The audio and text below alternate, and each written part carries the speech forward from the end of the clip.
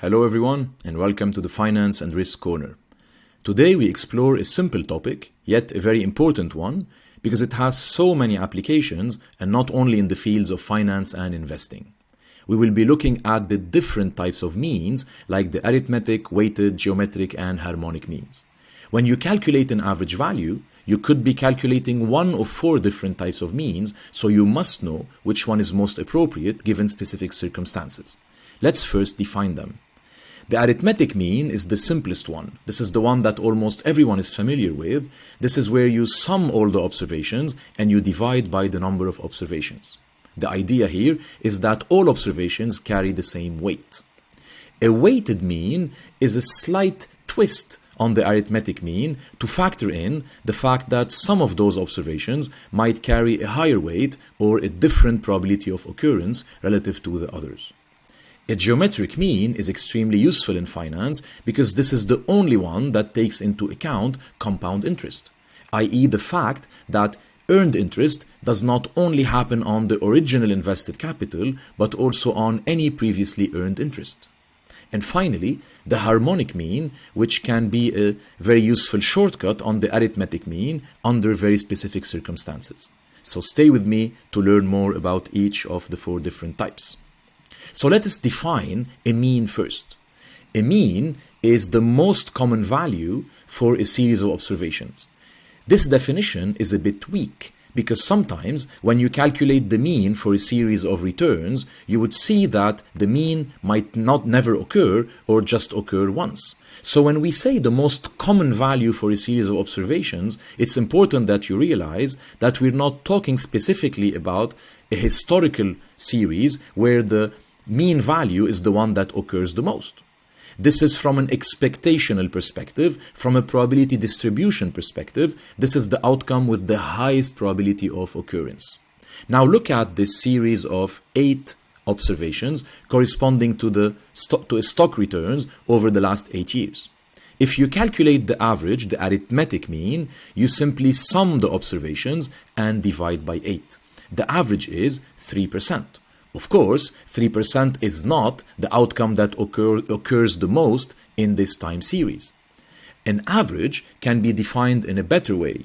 3% is the outcome which, if occurred over the last 8 years, would actually result in the same sum and average than the original series of which the 3% is an average. And that's the role of an average. It's to describe or represent in a single number a much larger series. As you can see in this series, you have numbers ranging from plus 11 to negative 6. If I wanted to represent those numbers by a constant annual number, then this number would be 3%. That's the average. Now, if you calculate the average of the second time series, of course, it is 3%. And if you calculate the average of the first time series, it is also 3% because 3% is the average of the first time series. Now let's look closely at the formula. The formula for arithmetic mean is to sum all the observations and then divide by the number of observations. This is mathematically identical to actually multiplying each observation by 1 over n. So the weight that is assigned to each observation is actually 1 over n, in our case here, 1 over 8. So this is a first hint as to when the arithmetic mean is actually superior and when should we use it. We use it when all the observations carry the exact same weight or the same probability of occurrence in the future. Now think about 8 different exams and 8 different grades and you are calculating your arithmetic average.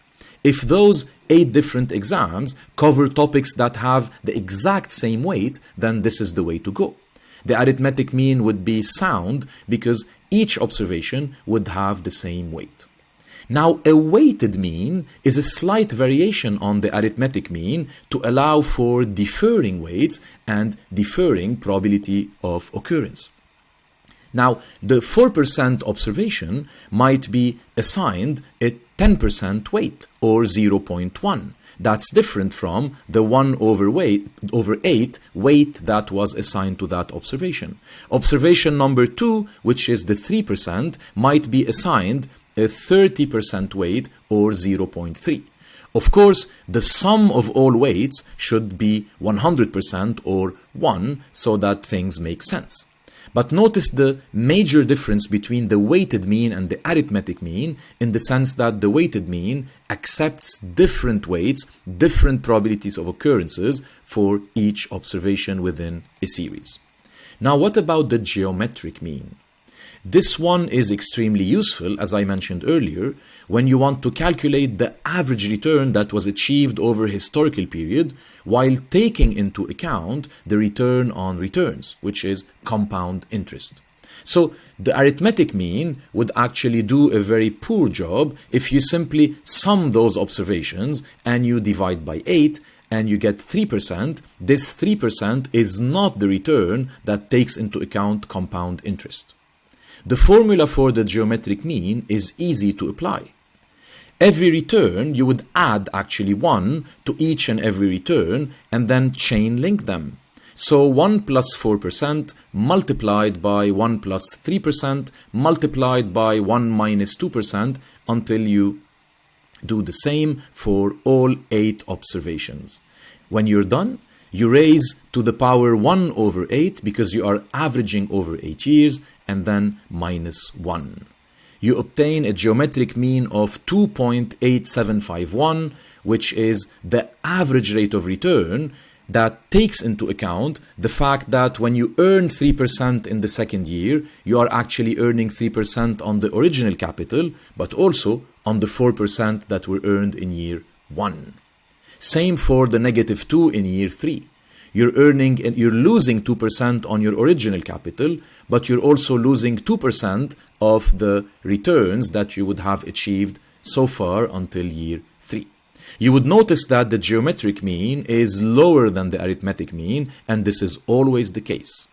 At the very best, a geometric mean can be equal to the arithmetic mean, and that can only happen if all the observations in this series were equal. So if you had a 4% that is achieved each and every year, then yes, the arithmetic mean would be 4 and the geometric mean would be 4. Anytime you have any variation, any variance in those numbers, if you have different numbers in the series, then the geometric mean will always be lower than the arithmetic mean. And by the way, the larger the deviation of those numbers, the larger the difference between the geometric mean and the arithmetic mean. Now, why is the geometric mean always lower than the arithmetic mean? Because at the end of the day, they are trying both to describe the same series, which is this one. Now, the arithmetic mean is trying to get to that reality by using a 3% that is always applied only on the original capital. So on the original $1 of capital. Whereas the geometric mean is also trying to describe the same series, but takes into account returns on returns. Since returns on returns are taken into account, then the geometric mean can start at a lower number and actually reach the exact same outcome because it factors in that the 3% that is earned in year 2 is actually more than 3%. It's 3% on the original capital, but also 3% on the previously earned return. Let's understand the geometric mean formula. Now, what is the role of an average, as I explained earlier? The role of an average is to be a number that describes a series. If that number occurs constantly over the years, then it would have the same outcome as the original series, of which that number is an average. Now, let's put this mathematically because, as I say, math is a language.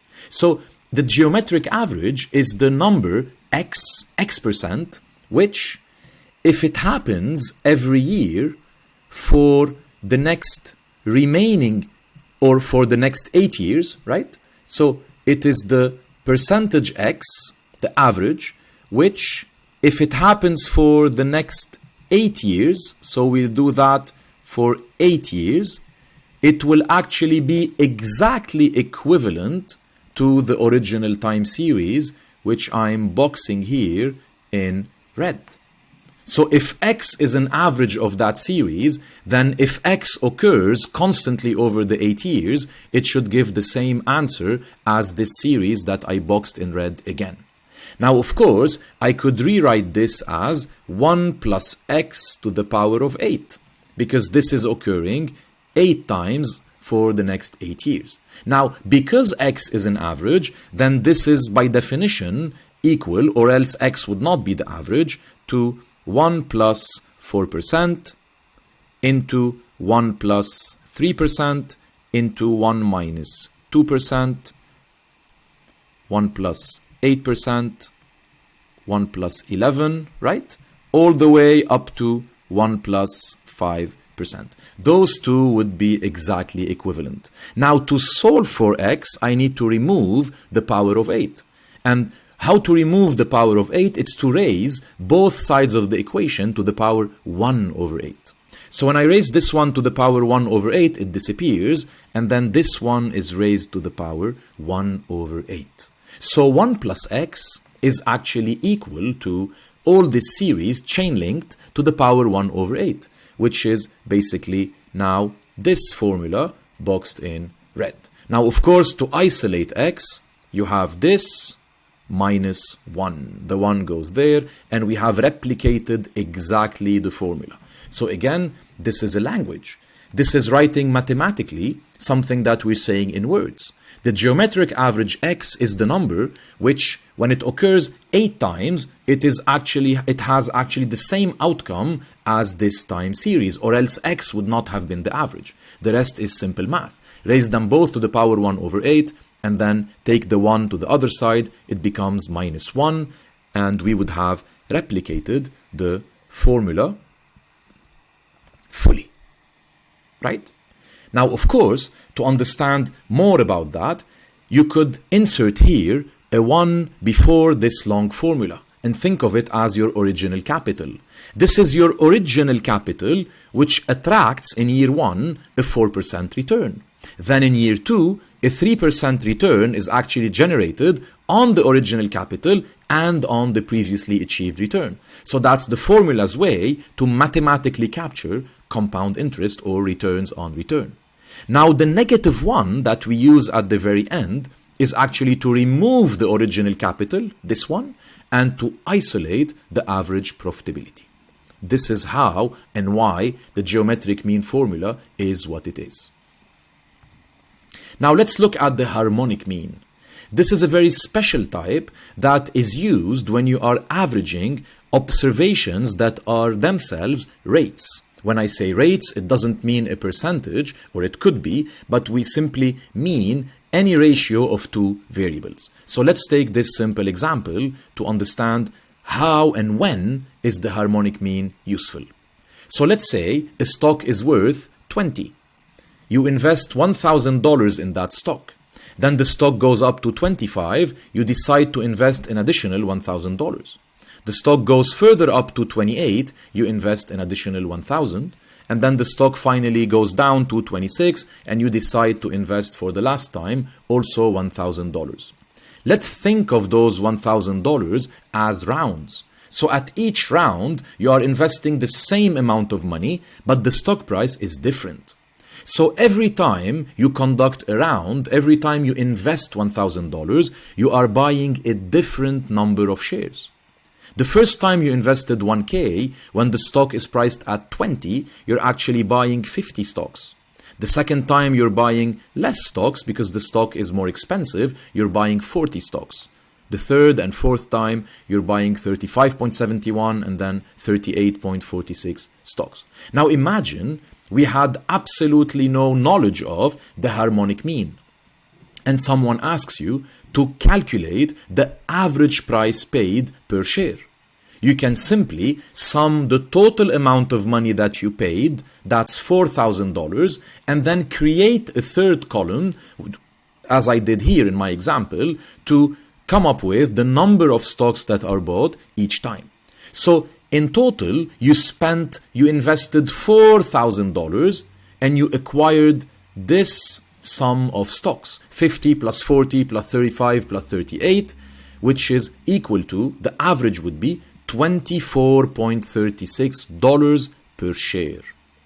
When you have a scenario like this one, where you have what we can call a rate, think of the rate as the third column, which is the number of stocks per round. And every round must be identical, $1,000. So to use the harmonic mean, the rounds should be uniform, $1,000. If one of those rounds is 1,500, then you need to either not use the harmonic mean, use simply the long form, which is what I did here, or manually adjust the harmonic mean, because you now understand, or you will understand in a minute, how it's constructed, and you won't actually memorize it. So the point is here, 24.36 is the average price per share. You can use the harmonic mean because you are averaging in the presence of different rates. You have 50 stocks per round the first batch is actually 50 stocks. The second batch is 40, and the third and fourth are 35 and 38 per round. So that's a rate because it's a number of stock per round. You can use the harmonic mean by simply counting the number of rounds, 4 rounds, and dividing by the reciprocals of the prices. So the prices are 20, 25, 28, and 26. This is where you actually divide by 1 over 20 plus 1 over 25 plus 1 over 28 plus 1 over 26. And of course, you get the exact same answer when using the harmonic mean as 24.36 actually, which was the same answer when we used the long way, which you can actually use without any knowledge of any type of average. 4,000 divided by the sum of the stocks that are acquired. Of course, a result that will always hold is that the harmonic mean is lower than the geometric, which itself is lower than the arithmetic. More on this in a minute. First, let's understand why the harmonic mean formula works. So let's go the long way. So to calculate the average price per share, I need the total amount of money I've invested divided by the total number of shares that I bought. This is basically re-saying in words the first long form. Now, what is the total amount of money that I spent, that I invested? I invested 4 times the $1,000. That's my total investment. Now, what is the total number of shares that were actually bought? In the first round, I bought 1,000 divided by 20. Remember, the stock price was 20 and I'm always investing $1,000. So in the second round, the number of shares can be obtained by dividing 1,000 by 25. In the third round, the 1,000 will be divided by 28, and in the last round, the 1K will actually be divided by 26. A simple way to rearrange the formula is to write the denominator by factoring the 1,000, so it becomes 1 over 20, and I guess you guys are starting to see how the formula is constructed and why it works. And then, of course, you can simplify, you can offset those two 1K, leaving you with the formula of the harmonic mean.